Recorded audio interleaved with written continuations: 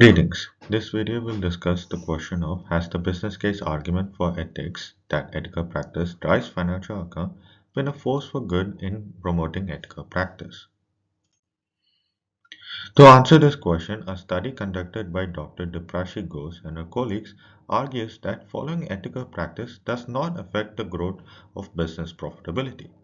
That states the example of health insurance, while it increases the cost for employers, it gets compensated by improved productivity from healthy workers, which drastically enhances profitability.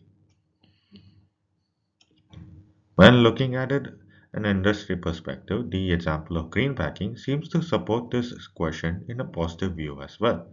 These banks help in funding sustainable projects and ethical ventures, which in return establish long-term profitability. While this evidence provides a positive perspective, other views seem to criticize the question.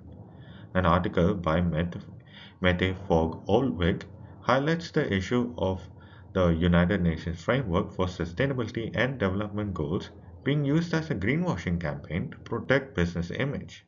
This article goes further into how these practices could blur the line between for-profit and non-profit organizations, which ultimately leads to erosion of trust among communities that would negatively affect ethical practices.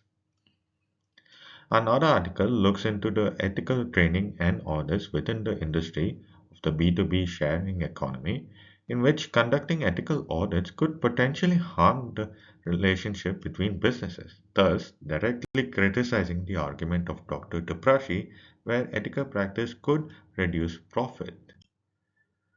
Upon further review of this article, I mean, Upon further review of this literature, the ethical practices conducted by business follow the principle of virtuous ethic, in which its practices are being used to create a clean image to promote itself in the market, as an evident from the examples of green banking.